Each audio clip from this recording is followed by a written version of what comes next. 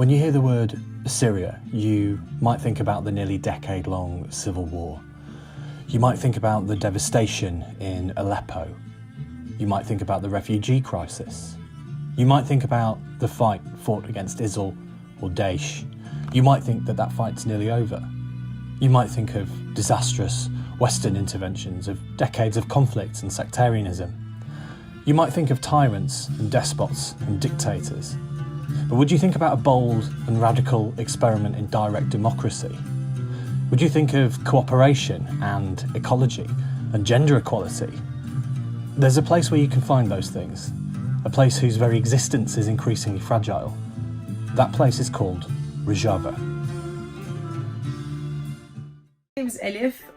I'm one of the coordinators of the Kurdistan Students' Union in the UK, which is a part of the broader Kurdish People's Assembly in the UK. And I'm here today to answer some questions about the Kurdish people, who the Kurds are, what Rojava is, and what is being done in Rojava in northern Syria, and how you can help and how we can work together on this. What is Rojava? What is Rojava? Rojava literally means west in Kurdish, so it's the name that it's given for Western Kurdistan, which is also northern Syria, and it's also referred to as the region, the area in northern Syria that declared autonomy in 2012.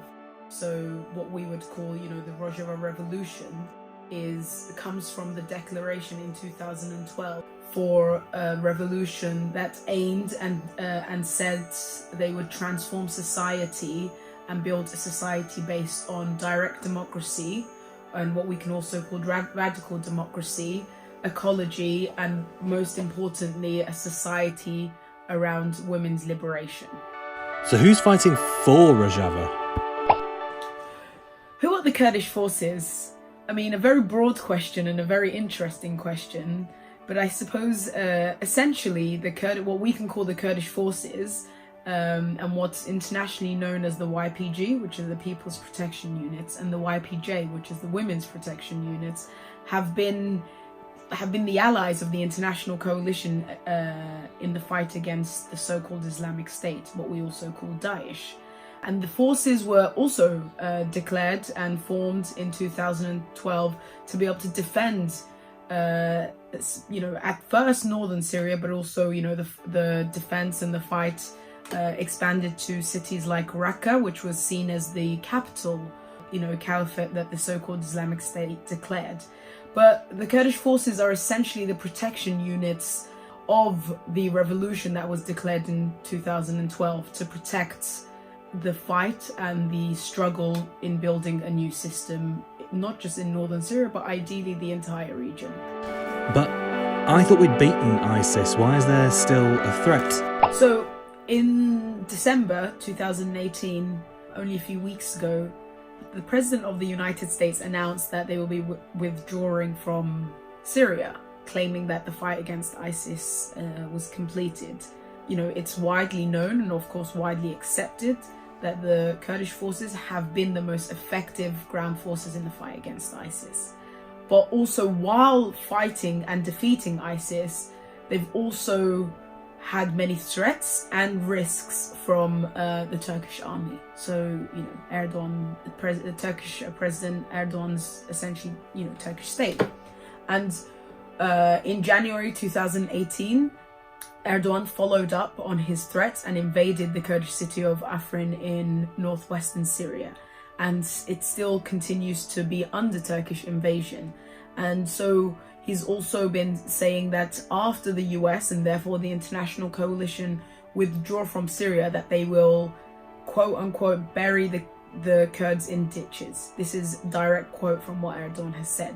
So unfortunately, everything we've explained about this alternative system, about these, heroic fighters in the defeat of ISIS are heavily and quite urgently threatened by the Turkish army. The Turkish army that is a NATO ally, which is, really unfortunate, but this is one of the biggest threats, and they don't make a secret of it, that they intend to bury these people in ditches and that they see the people who are building an alternative system based on direct democracy, ecology, and women's liberation as terrorists. A NATO ally is saying that they want to crush and absolutely destroy this alternative system that is essentially that could be a model not just for the region but potentially for our entire world. But I thought democracy was impossible in the Middle East. The system in Rojava that has been built, the alternative system, an alternative, most importantly, to the sectarian conflicts that has plagued the entire region, the entire Middle East for at least a century, but actually longer. And it really seems like that's one of the issues that we are seeing rising all around the world, is polarization, is, you know, a level of sectarianism, you know, whether it's based on ethnic sectarianism, you know, particular political ideologies or, you know, belief. That's one of the things that the ideas that we're seeing rise around the world. And that's what the system is. It's an alternative to that because it's pluralistic, it's inclusive, and it's based on people's communes and assemblies. So people organize themselves. So the most important decisions made about society are made at the very base level of what we call communes or assemblies. Assemblies? Communes? I don't want to go to meetings all the time. One of the issues or the questions that are asked a lot around the world is, yes, you know, perhaps people can organize in what we can call directly democratic ways, but isn't it time consuming? And what's important is that, you know, there aren't 500 meetings a day. It's important that not everyone attends these meetings, but what's the directly democratic element of this is that people know they have the option to attend these meetings and be involved in decision making when they know, you know, a decision that they feel concerned about is being made. So it's not that everyone has to attend every meeting, and you know, there's structures that, you know, there's structures that coordinate with each other, that have you know, spokespeople that are elected by that very base level of administration and organization as well, which also, you know, functions as a way that, you know, not everyone has to go to every meeting. But what's most important is people have the choice to be able to attend a meeting and be directly involved in a decision that concerns them as a society. Sounds great, but wouldn't I have to give up all my things, my lifestyle? You know, some of the things we like in, I guess, what we can call Western society, it doesn't mean they can't exist in an alternative society. And actually, in fact, you know, whether we like Xboxes, whether we like, you know, a nice bar once in a while, these are not things that are necessarily just the fruits of what we call, you know, capitalist modernity or like capitalism. Actually, you know, one of the analyses of the Kurdish people's leader Abdullah Öcalan, who is the thinker behind this revolution, is that there has been what we call democratic modernity running parallel alongside capitalist modernity for thousands of years. And we're not trying to recreate the wheel or create something, you know, all the new, but it's to give credit to the streams of democratic modernity that have been running parallel to capitalism throughout history. And that's one of the most important things that the Kurdish movement and what the Rojava Revolution is about, is to give credit to our understandings and our inherent ideas of what we call democratic civilization. I thought all Middle Eastern women were oppressed. How could they possibly be involved? So from the historical references we have, especially the region that includes northern Syria, Rojava is essentially the birthplace of patriarchy, so what we call male dominance. But that's what's so remarkable about this, is that in a region that was the birthplace of patriarchy, women are liberating themselves. And yes, some of them do wear headscarves, but most of them see the confidence in themselves through the transformation of society, especially the option to be able to defend their own societies, to be able to take part in these levels of organization. But most importantly, every level of administration has a 40% quota for women, and there must be a co-chair structure. So every level of organization and administration must have a man and a woman that essentially coordinates it to make sure that structurally that the women's liberation and the gender equality is structurally and systematically implemented in that way. But in the West, we have women on boards now. Surely that's the pinnacle of women's So, I mean, one of the most important analysis of especially the Kurdish women's movement that has been developed over the last 40 years, and that's a very important aspect actually, is that it didn't come overnight. It has been a very long struggle and still continues, is that women's liberation or gender equality cannot come by copying male-like characteristics. So boards and CEO-ships or these kind of leadership roles are essentially roles that have been created by male dominance. So yes, it's important to have women included in these roles, but it doesn't mean emancipation or gender equality to have women in those positions. Actually, in some ways, quite the contrary. It means that women are more and more, somehow convincing themselves that you must, be quote unquote a boss or quote unquote act like a man to feel free or to be free. And, it's important. The struggle for women in work and for women, especially equal pay is important. But what the Kurdish women's movement shows us is that a systematic and a structural alternative is necessary for that liberation. Wouldn't it be better for everyone if the Middle East just tried to be more like us? One of the arguments has been for almost a century, actually, and potentially longer, is that the ideal model and the aim of where to get to is the Western democracy model.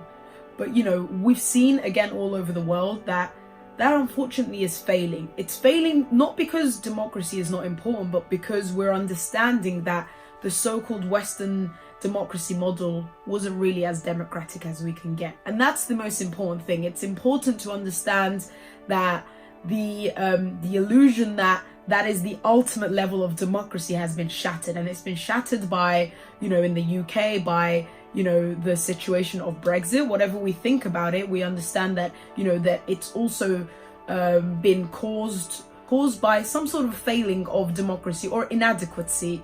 And we've seen this all around the world as well, the inadequacy of what we call Western democracy. And that's important to understand, is that what we were told is that that's the end to get to. That's the most the ultimate level of progress. But I thought Western interventions were bad. I marched against Western intervention. The West should stay out of the Middle East for sure, but especially in the last few decades, the West has been there for centuries, unfortunately. But one of the things that created, I suppose, the formation of something like ISIS has been, the more recent and I guess more contemporary Western interventions into the Middle East. It's important to understand that right now the withdrawal of Western forces from northern Syria is not a win for anti-imperialism. One, because that means that the Turkish army will immediately attack these people that have fought so hard to defeat ISIS, but also are struggling so much to transform their society and build their alternative system. But also it will mean that imperialism isn't just by the West. The Turkish government right now and the Turkish army are a local imperialist force. Invading northwest Syria and threatening to attack other parts of northern Syria now is also a form of imperialism. And it's important to understand that. It's important to understand the call that is coming from the people on the ground, and to be able to position our solidarity in a way that those people want the solidarity. And that's important. It's important to understand that that's the way internationalist solidarity works, is that the people on the ground are asking for, especially the US, to either stay for longer until that threat is dealt with, or give them the means to be able to defend themselves, whether it's through a no-fly zone, or the material means to be able to defend themselves against the second largest NATO army, the Turkish state. Well, okay, but I still don't understand how this international solidarity has, I think, over the last few centuries, has been one of the most beautiful things humanity has developed, is to show solidarity with people, with groups, with societies, with nations that are far away from us. And essentially, if we didn't care, that we potentially would never know about this. That's really important. And especially in a time where, we have the rise of the far right all around the world, through the election of presidents in certain places of the world, but also through groups and organizations that are essentially, a threat to people's lives. It shows us that our fight against the far right and the defeat of the far right isn't just going to come with typical opposition. It must come by fighting with a vision and for an alternative society that makes sure that we have structures and a system in place that makes sure that the people of that society and that place has enough political will and agency that the far right isn't possible again. And I think we owe humanity, we owe ourselves that, to once and for all build a society and build a system that makes sure that peace, freedom and democracy is embedded and it's not going anywhere. Okay, so one of the most important ways to be able to show solidarity with the Kurdish people right now would be write a letter to your MP if you feel you're informed enough. You can use information from this video to be able to form, some sort of a message. But also, it's important to do more research about what the Kurdish people are about, who the Kurds are, most importantly, and also what this alternative system is about. And, read more about these, and most importantly, read about the ideas of Abdullah Öcalan, which is what formed the ideas behind this alternative system. But also, if you found this video useful, please share it with your friends, share it with whoever you think could benefit from what has been spoken about in this video. Of course, if anyone has any questions, please leave some comments below as well, and we'll try and either make another video or respond to some of the questions in the comments. And also, there's many campaigns that are happening all around the country. There's the Kurdistan Solidarity Network that people can get involved in. You can search it online on, social media platforms. That's possible. And also they have a website. I'm one of the coordinators of the Kurdistan Students Union. We do a lot of things in universities and with students. You can look us up as well. And also keep an eye out for any solidarity demonstrations and any solidarity actions that may be coming out, and it would be amazing to see more people there. We really hope you've enjoyed this video and hopefully you found it informative. We would like to answer any questions you might have. Hopefully you've got lots of questions after watching this. So please use the comment box or get in touch with us. All the images you saw at the start of the film were shot on location in Rojava, and we're also going to put some links in the description box for follow-up sources if you want to do your own research. Please like and subscribe if you want to see more content from us, and thanks again for watching the